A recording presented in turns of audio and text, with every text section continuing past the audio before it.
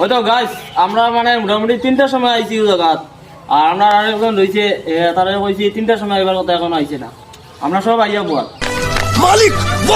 দেখো তারা 3টার সময় কইছে এখন ওই নাচি নাচি হেয়ার আকে দারবক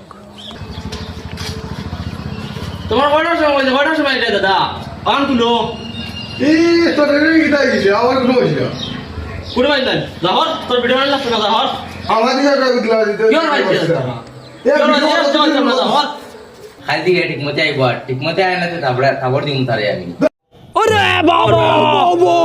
দাঁড়া ভাই মাটি দাম নানি আমার তার কাছে 50,000 টাকা ভাই